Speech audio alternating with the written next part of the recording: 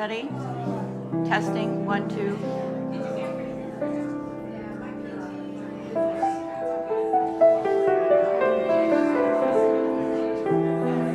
I don't know. Testing. Is that good? Okay.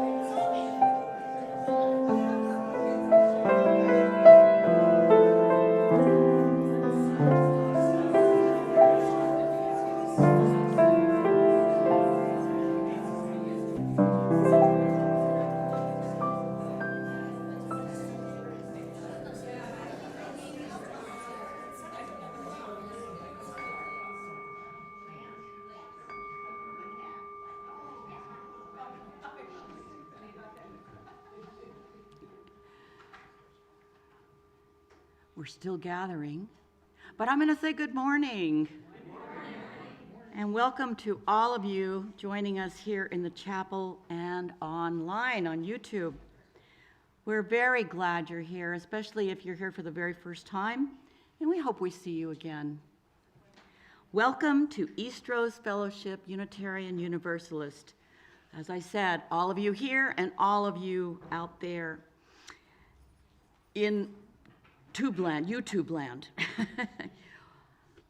My name is Cynthia Hopkins, your worship leader this morning, and our minister, Reverend Landerman Zucker, explores today in her sermon how and why America has become so mean and how we may deal with this reality. And that is certainly on my mind, and I'm sure on a lot of yours today too.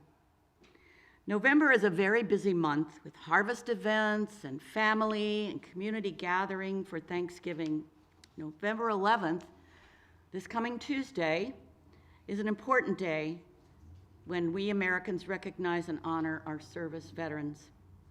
I'd like to take a moment and recognize any veterans in our congregation this morning. Could you please raise your hand? Why don't you stand? Let's see your faces. Thank you.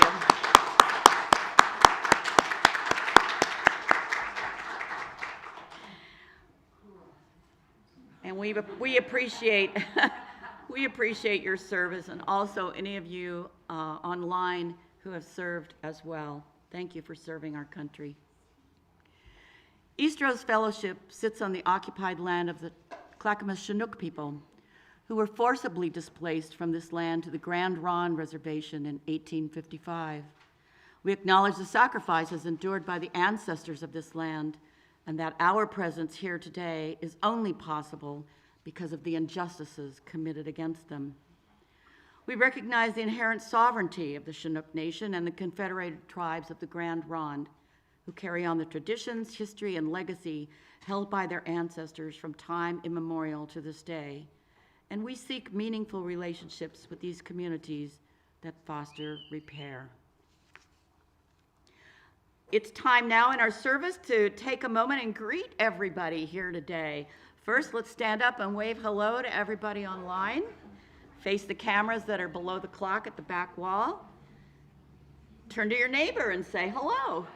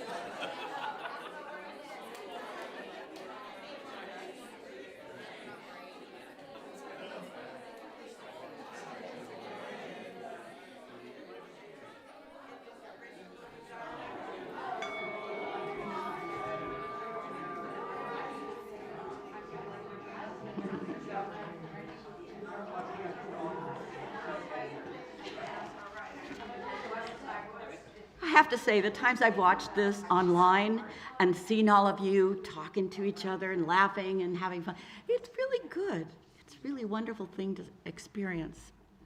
We're going to have a responsive call to witness, and this is it's entitled A Litany of Witness by Philip Lund. I'll start you off, and you know where to come in. To the refugee family seeking a safe place for their children's dreams, say, I am with you in this. To the trans teenager longing for a world that accepts them for who they are, say, I am with you in this. To the parents of color wondering when will the lives of their children truly matter, say, I am with you in this. To the lonely, the frightened, the dispossessed, say, I am with you in this. To the bullied, the battered, the broken down, say, I am with you in this. To the hungry and the homeless, to the silenced and the shamed, to the weary and the worried, say, I am with you in this. To all those for whom your disheveled heart is aching, say, I am with you in this.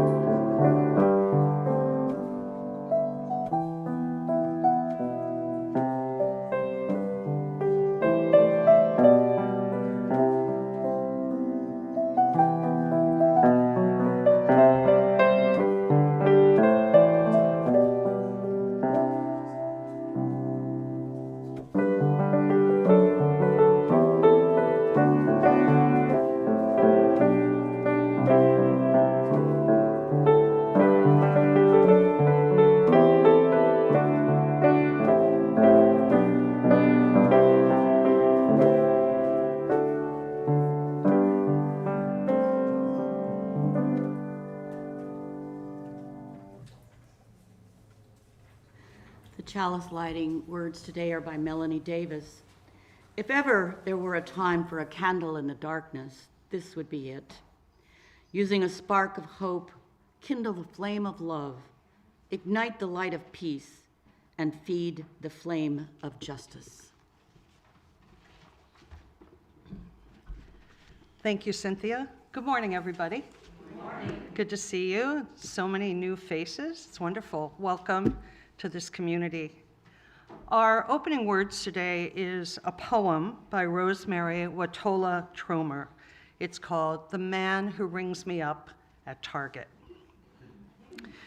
The man who rings me up at Target tells me he used to be mean, tells me he used to not like who he was, tells me he dreamed of his mother after she died, and she told him that though she was no longer with him, she still could teach him how to be alive, which in practical terms meant how to be kind. In the time it takes for me to buy a lint roller and a lip balm, I am so moved by this woman I will only meet through a dream and a checkout lane conversation that I walk out into the night with a smile on my face. This is the way we share hope with one another, one thin strand at a time. And by the time I get to my car, I'm still smiling, wholly tethered to life by a gift that appears so slight at first, I didn't even know it was there. Our opening hymn is number 1008 in the teal hymnal. That's the little thin greenish one, but the words will also be on the screen. When our heart is in a holy place, please rise as you are willing and able.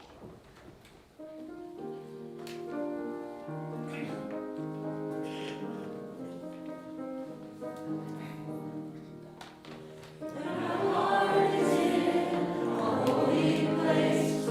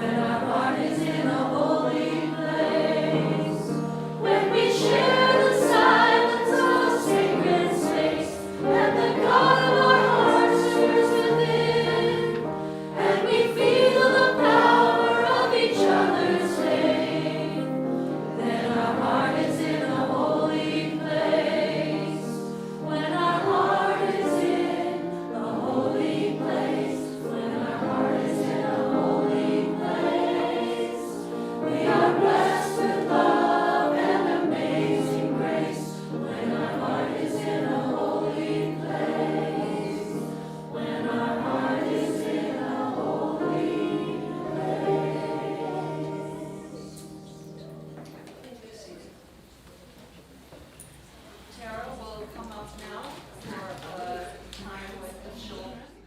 Children of all ages, anyone can come up and sit on the floor. But we certainly invite all the children present to come on up and hear a story.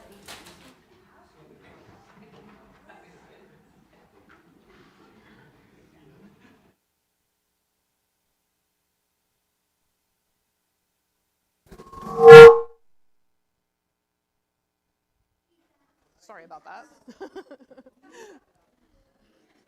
Alrighty. And now that we're all awake, good morning. Today's story has a special place in my heart. It's called If Kids Ran the World by Leo and Diane Dillon.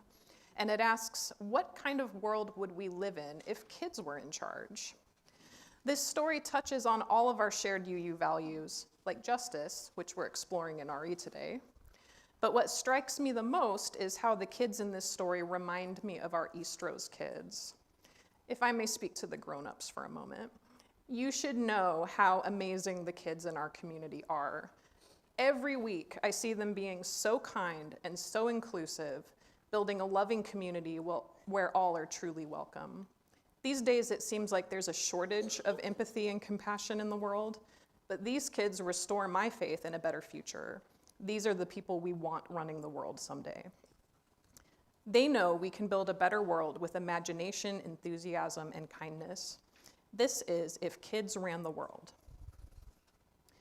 If kids ran the world, we would make it a kinder, better place. Maybe we'd run the world in a big treehouse, and everybody would be welcome. We'd take care of the most important things. We know people are hungry, so all over the world, everyone would have enough to eat. The food would taste delicious, and it would make people healthy and strong.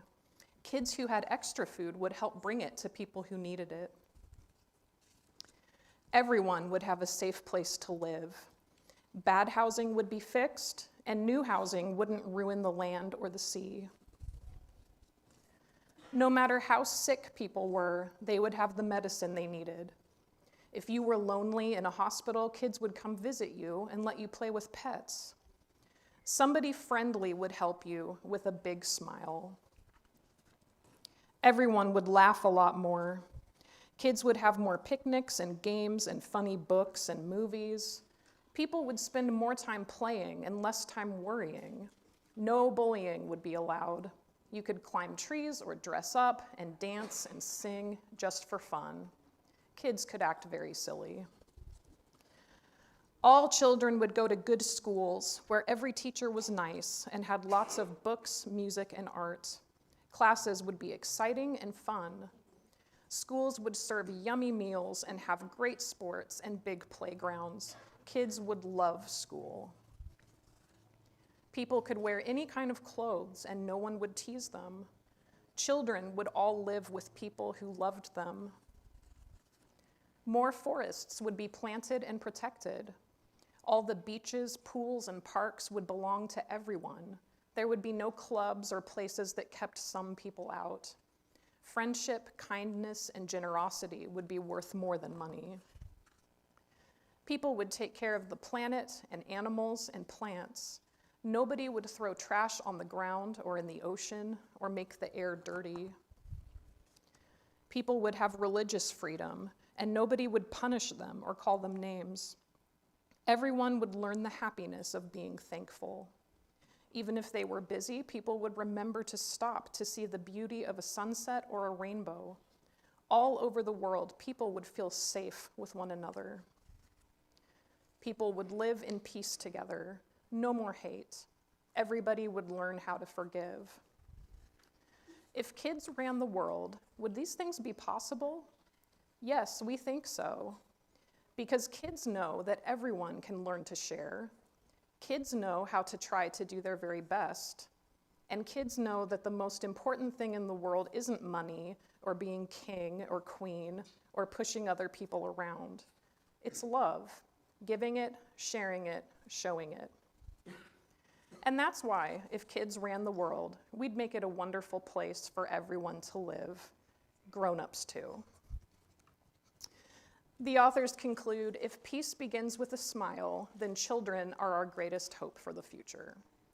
And with that, we say goodbye to Reverend Robin and the adults and head on back to RE. If the adults along the center aisle will form a bridge, we'll sing the children out.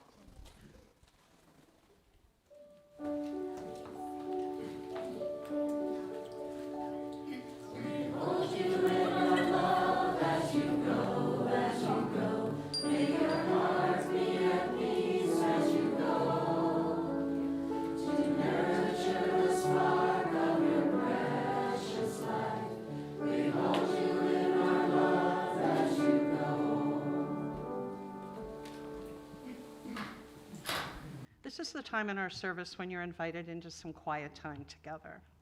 Our services have a lot of words. We like to have a little oasis of quiet in the middle. So I invite you to put your feet on the floor and uncross your arms and maybe just drop your hands into your lap.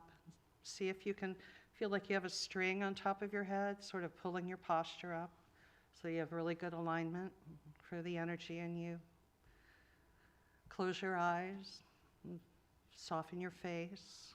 Start with your forehead and your jaw, and the area around your eyes. And just breathe normally. Big inhale and exhale to start. Drop your shoulders.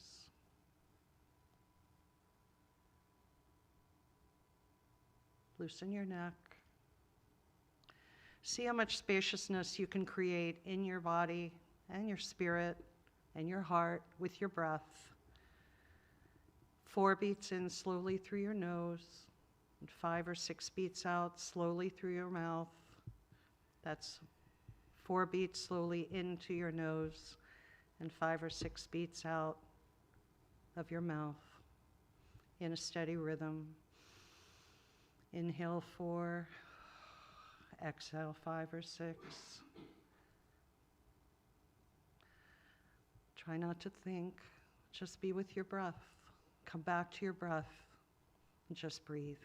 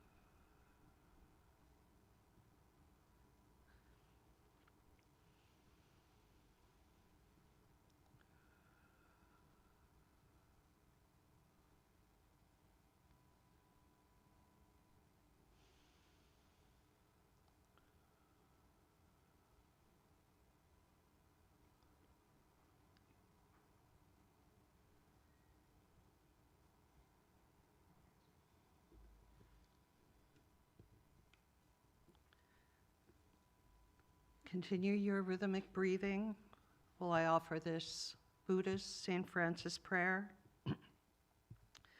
by Kathleen McGregor. Taking refuge in the 3 jewels, may I be an instrument of peace. Where there is hatred, may I water the seeds of love and compassion. Where there is offense, may I practice beginning anew. Where there is discord, conscious breathing and walking. Where there is error, mindfulness, to remind myself delusions and enlightenment are interconnected. Where there is doubt, return happily to the present moment. Where there is despair, touch Mother Earth, remembering that so as seeds endure birth and death in each moment, so do I. Where there is darkness, may I awaken to the light of my true nature. Let me not seek so much to be consoled as to soothe strong emotions the way a mother soothes her child. To be understood as to realize the Dharma, Sangha, and Buddha are the way to understanding. To be loved as to cultivate a true love, a boundless love. For I vow to meet all sentient beings with kindness and compassion, to meet suffering with patience and love, to delve deeply into the teachings of the Buddha, and to know to the very depths of my soul the interconnectedness of all.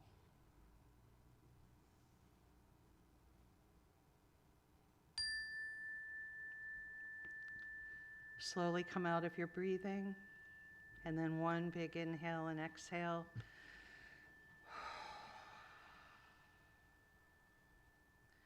We'll remain seated for our spirit song. It's number 1031 in the Teal hymnal. May I be filled with loving kindness.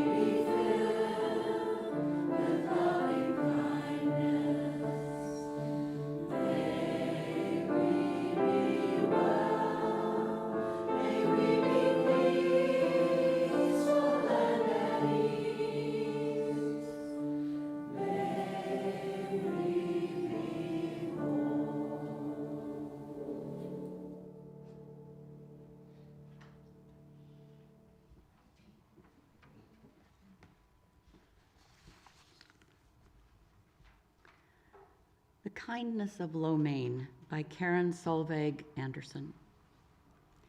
My friend Marcy and her boyfriend Brian recently ate dinner at a local Chinese restaurant. As they enjoyed a plate of lo mein, engrossed in conversation, a hand reached down and ushered away their plate of noodles. A voice, quick and agitated, mumbled sorry, and a thin, poorly dressed woman left the restaurant with their plate of lo mein. In astonishment, they watched her walk down the street, holding the plate with the flat of her hand as she stuffed noodles into her mouth, slapping sharply against her face. The owner realized what had happened and darted out the front door, chasing after the noodle thief. He stood firmly in front of her, blocking her way and grabbing a side of the plate. A struggle ensued. The noodles slid uneasily from one side to the other, slopping over the edge. He surged forward and pulled with a heroic, strong-arm attempt to retrieve his plate. The woman's fingers slid from the plate. Noodles flew, then flopped pathetically on the sidewalk.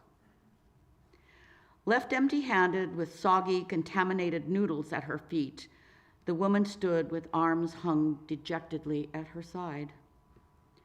The owner walked victoriously back to the restaurant with a soiled plate in hand. My friends were given a new heaping plate of lo mein, although they had already consumed half of the stolen plate. A stream of apology in Chinese came from the proprietor. Unable to eat any more, they asked to have the noodles wrapped up and set off to see their movie. A block later, they happened upon the lo mein thief. My friend, unsure of what to do, listened to her boyfriend's plea to just walk away. But she didn't. Instead, she walked over to the thief and said, we haven't formally met, but about 10 minutes ago, you were interested in our noodles. They gave us some new ones. Are you still hungry? The woman nodded and extended her bony arms.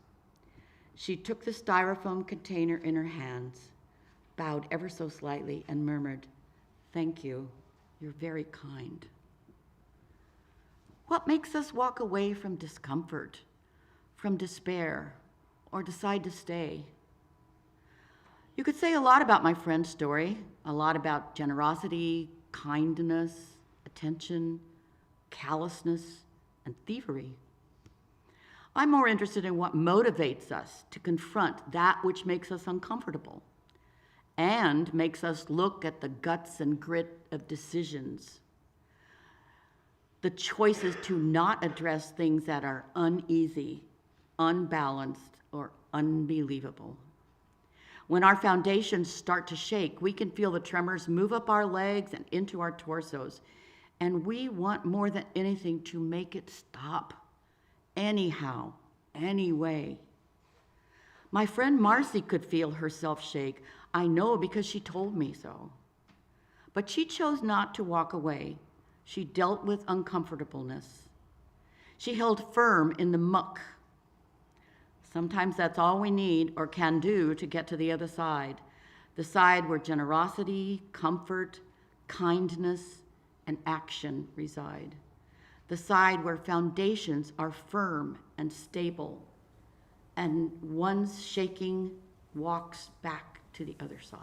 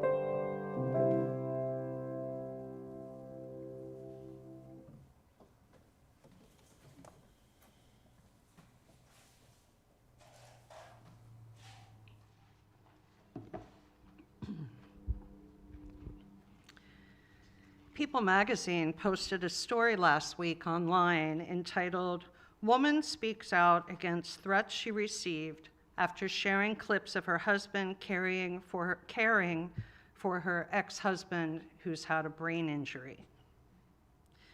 In 2008, Chris Armstrong's husband, Brandon, was left with a traumatic brain injury after a car accident. Eventually, she divorced him in order to receive certain disability benefits and become his legal guardian. Then she met James, and she made it very clear from the start that she was a package deal with Brandon. And he agreed, and they married, and James is now a willing and loving caretaker to Brandon, too. It's very touching, very generous. But after posting a video of their life as an unconventional family, the meanness and cruelty poured in. Chris tells the interviewer, "I'm fine with people being negative. It's when people are name-calling, threatening our family, and tearing down our character, especially because the last few weeks in our family, we've been going through a really hard time, a really tough time, And the last thing I want is to use my brain energy on having to block people and go through comments and sort through all of this ugly mess.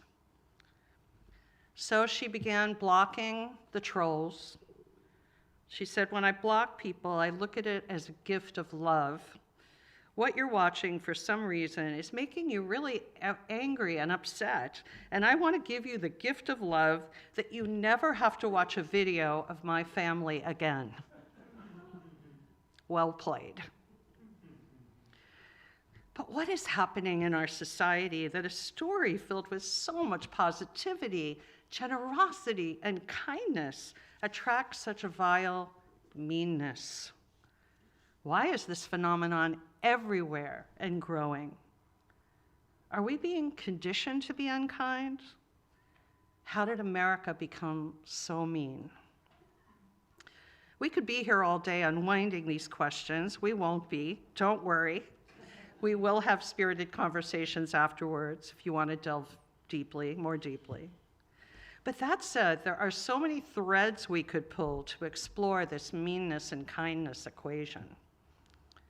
In a very detailed, long, and compelling essay for Atlantic Magazine, David Brooks centers this question in moral development in a society that has cast it aside, leading to an increasingly shallow, self-referential, and bitter populace.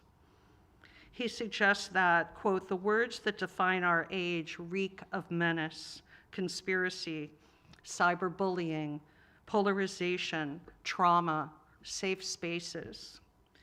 He points to four main stories. The technology story. We've talked about this before. Social media has coarsened us.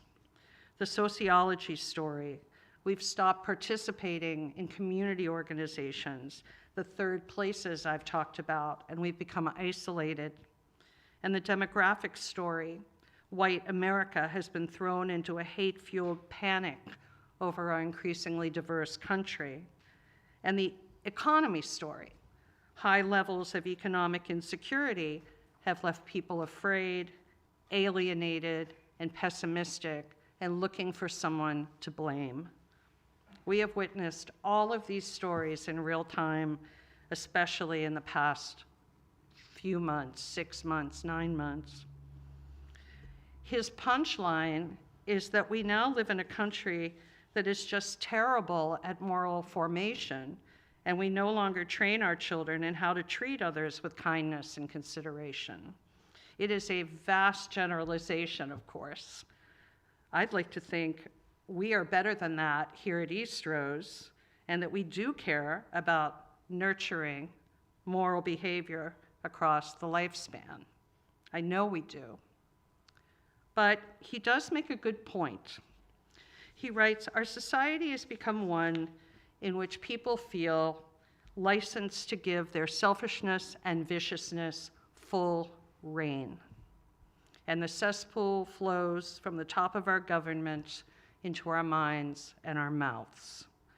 Brooks doesn't argue that moral behavior makes perfect people, because there is no such thing as a perfect person, as much as we'd like to try to be that. It's pretty self-defeating. But it can make us better than we might be, or what we otherwise might be. And that is worth something. That is worth something, especially if we begin from the standpoint that people are generally good and can resist their baser instincts with support from a beloved community. If we approach our questions about meanness from the vantage point of spirituality and psychology, we find some very valuable pearls of wisdom. The teacher and author Ayla Beck offers this insight. Every living person has the power of authorship when it comes to composing a life. And a footnote here, not everyone has the same resources or privileges to do that, but it is true enough. Meanness emerges when we believe that we have no such power, that we're passive receptors of life's vagaries. Inner peace follows when we respond to cruelty, when we begin responding to it, when we see it, even in ourselves, our own and other people's, with the authority we have possessed all along. Why are people mean? The short answer, they're hurt. The long answer, they're really hurt. Hurt people hurt people. Yet we've all been hurt, haven't we? Is there anyone in this room who's never been hurt? But not all of us are mean. Why not? The willingness to be vulnerable. Kindness arises from vulnerability and our faith in others. Our faith in others to make mistakes, our faith in others to be better, our faith in others to love, to forgive, to move forward. Martha Beck tells us that a typical mean person's story goes like this: I am a victim, people want to hurt me, so I must hurt them first to be safe. In truth, though, meanness is a sword, not a shield. Cultivating kindness in a callous world is a spiritual practice. We see that at work in the poem I read at the beginning of the service by Rosemary Watola Tromer, the man who rings me up at Target. He tells me he used to be mean. He tells me he used to not like who he was. Tells me he dreamed of his mother after she died, and she told him that even though she was no longer with him, she still could teach him how to be alive, which in practical terms meant how to be kind. What do you believe sitting here in this sanctuary of beloved community? Are you a cynic, a realist, an optimist about whether people choose to be kind, whether you choose to be kind when confronted with an opportunity to be coarse, snarky, or downright mean? Science loves this quandary about kindness as much as it craves dissecting meanness. We can find a treasure trove of studies and commentaries about kindness, coarseness, empathy. I've preached about all of them, and whether we are, in fact, born to be mild, and we learn to be cruel, the classic nature versus nurture conundrum. I'd note here a disclaimer about underlying and limiting mental illnesses, personality disorders, and some might suggest inherited trauma. In an article for Smithsonian Magazine, the author Abigail Tucker lays out a case that tiny children are some of psychology's most powerful muses because they have barely been exposed to the world with its convoluted cultures and social norms. They represent the raw material of humanity, who we were when we were born rather than who we become. And that's why, Tara, I think we picked the perfect story for today, because if kids did run the world, they'd be bringing a whole different level of the kindness-meanness equation forward. One study that was done at Yale is particularly interested in one of the most exalted social functions, ethical judgments, and whether babies are hardwired to make them. It turns out that in a series of simple morality plays, 6 to 12-month-olds overwhelmingly preferred the good guys to the villains. The conclusion is that this capacity may serve as a foundation for moral thought and moral behavior, knowing right and wrong, choosing kindness over cruelty, and being able to recognize it as a baby. But not to be outdone, Harvard had a study, of course, called the Big Mother Study, found that small children helped others, whether a parent commanded them to help or was even present. I've seen this in my granddaughter, actually. She's 3. In an experiment with 2-year-olds, a hapless adult attempted to perform various skills to no avail as the toddler looked on. The toddlers gallantly rescued the researcher's dropped spoons and clothespins, stacked his books, and pried open a stubborn cabinet door. It's interesting, isn't it? So what happens to us as we age? Life happens, and it isn't always pretty or kind or edifying or inspiring. How does the kindness impulse get buried under the morass of this ever-coarsening, self-referential culture we live in? Is the existential reality so often burdensome these days that our moral compass or our grounding in goodness are on the fritz? It has been fascinating for me to come upon so many articles extolling the power of kindness. Pages and pages and pages on Google. Do we really need painstaking research to confirm this? Isn't the positive effect of kindness obvious? That kindness, like those deep leafy greens, are the healthy aspect of personality, and callousness is the processed junk food on the behavioral buffet? Maybe not to everyone if we lean into cynicism. In 2023, the New York Times published a piece called "The Unexpected Power of Random Acts of Kindness." Again, maybe self-evident. The writer Catherine Pearson tells us something surprising, though, from the findings in a recent journal. People who perform random acts of kindness tend to underestimate how much the recipient will appreciate it. And the researcher believes that this miscalculation could hold many people back from doing nice things for other people. Now, these past few weeks, as we've witnessed in horror the cruel suspension of SNAP benefits, the loss of medical coverage for many Americans, or the skyrocketing cost, we've also encountered incredible examples of kindness and generosity that I think give us hope, or should give us hope, in our fellow humans. Maybe you've heard here in Portland, Heretic Coffee, this very small, unassuming cafe in Southeast Portland, has now raised nearly $300,000 to provide SNAP meals. They've given out more than 1,000 SNAP breakfast meals. Other eateries have joined in, and all of these free little pantries have sprung up all over the city, some with entire shelf-stable meals in Ziploc bags. Some of them are called Dollar Tree dinners. They even have the recipe inside.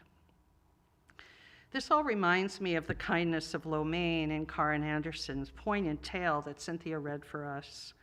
She recalls her friend's experience, writing, "A block later, they happened upon the Lo Mein thief.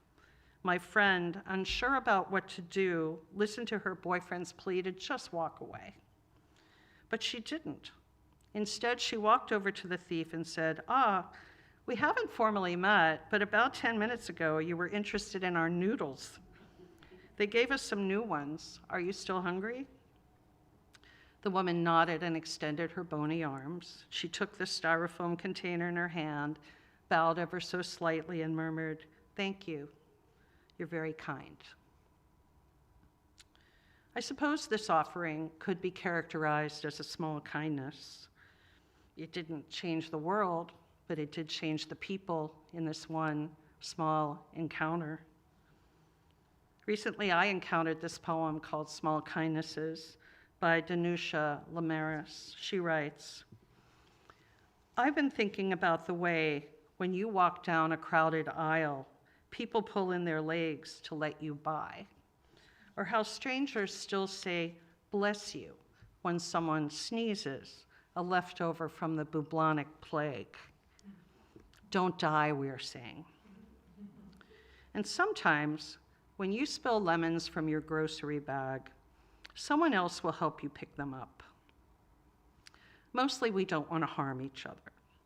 We want to be handed our cup of coffee hot and to say thank you to the person handing it, to smile at them and for them to smile back, for the waitress to call us honey when she sets down our bowl of clam chowder, and for the driver in the red pickup truck to let us pass. We have so little of each other now, so far from tribe and fire. Only these brief moments of exchange. What if they are the true dwelling of the holy, these fleeting temples we make together when we say, "Here, have my seat. Go ahead, you first. I like your hat." Think for a moment about what small kindnesses you've offered and received. Small kindnesses. They matter, and the notion that kindness can boost well-being is hardly new or really even mysterious. Pro-social behavior, choosing to be good and kind, it can lower stress levels, improve health, make you feel better. And yet, according to the author of The Kindness Cure, a whole book about being kind, people desire kindness, yet often feel inconvenienced by the thought of being kind. She writes, sometimes when the kindness impulse arises, we overthink it. Do you relate to that? Or perhaps to the opposite? Maybe you're compassionate and kind so often that you have fatigue. Today and every day, each of us gets to decide whether to love the world and have hope in our fellow humans, to believe in their capacity to be kind. Whenever we're confronted with a moment to choose kindness over indifference, meanness, or cruelty, we discover in our responses whether our better angels showed up for duty that day. And when they do, in the words of Naomi Shahib Nye, it's only kindness that makes sense anymore. Only kindness that ties your shoes and sends you out into the day to gaze at bread. Only kindness that raises its head from the crowd of the world to say, "It is I you have been looking for, kindness," and then goes with you everywhere like a shadow or a friend. So may it be for us. So may we be kind and accept kindness into our lives. Blessed be, blessed we, and amen. Our final hymn is number 323, Break Not the Circle. Please rise as you are able. That's in the gray hymnal.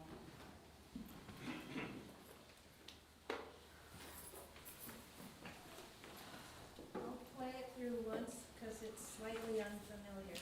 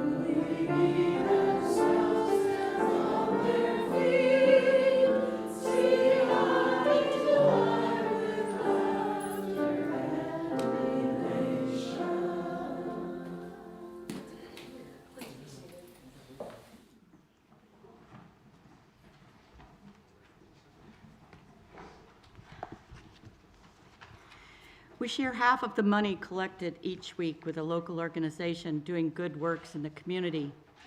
Snowcap Community Charities is our Sharing the Bounty partner from September through February. We have a long relationship with Snowcap, one of 25 local churches that founded it in 1967 to address the needs of East Multnomah County residents. Snowcap helps with food, clothing, personal care items, and needs for infants. We look to deepen our partnership with Snowcap over the coming months. If you're online, you can still donate by visiting the website, our website, and clicking on the donate button, or you can scan the QR code on your screen. If you're here for the first time, we invite you to let the basket pass and be our guest. The gifts of the congregation will now be most gratefully received.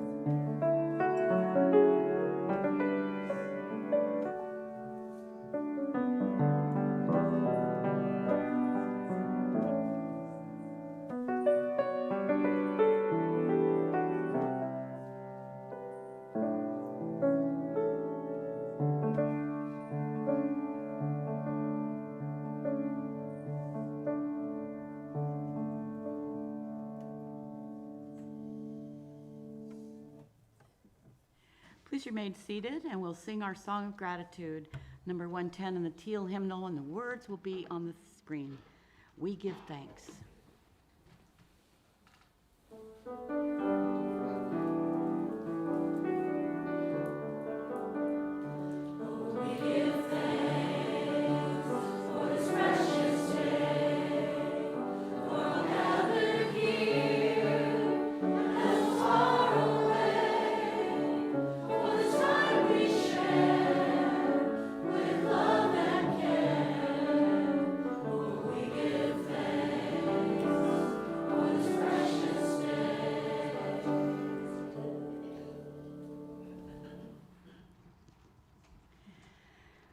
We extinguish the chalice to words by Eric Hepburn.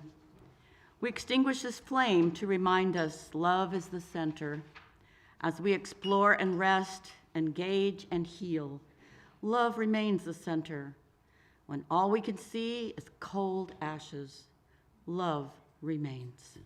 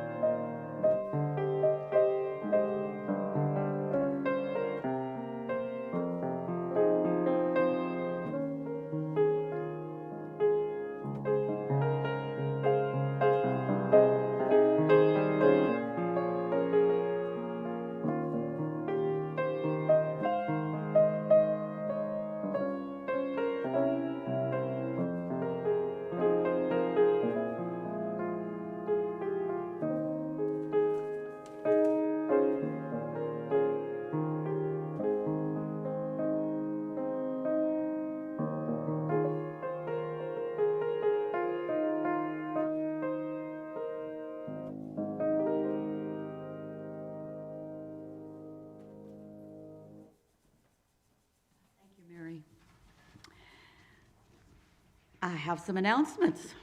Thank you, everyone who contributed to today's service. There will be spirited discussions here in the chapel in a little bit. You can go get your coffee and then bring it back in. People will circle the chairs here. Probably have a lot to talk about today. Yeah. Snowcap Thanksgiving. This is provided by Jessica Heflin. They prefer cash to provide 900 meals. $3,000 would cover that, $3.33 per meal. Also seeking warm clothing, coats, hats, scarves, gloves, socks. They do also accept non-perishables. And Eric found something left at the auction. He's holding it up. If those belong to you, come see Eric. Please get it. Please get it. Okay. His wife says, please get it. Be sure you check your Petals newsletter for all of the things that are going on in East Rose and in our community. There's just a lot happening. And then finally, I already mentioned my dad, but I've left some books in the narthex. These are his memoirs about his experience as a prisoner of the Japanese for 1,368 days during World War II. He was captured on Guam the day after Pearl Harbor and released after the atomic bombs were dropped. These are free for anyone who would like one. I only ask that you read it and then you pass it along to friends or family. If there's one thing my dad wanted people to understand, it's the horrors of war. And I think reading his story, you'll understand that. Okay, it's time for our benediction. Oh, Keen has something. Friday, this coming Friday at what time? 3 to 5. Okay. All right. Thank you, Cynthia. And again, please feel free to come to Spirited Conversations after you've had some time with one another over coffee. Please join me now in our benediction. Go out into the world in peace. Have courage. Hold on to what is good. Return to no person evil for evil. Strengthen the faint-hearted. Support the weak. Help the suffering. Honor all beings. And may you go out in love and return in joy. Blessed be.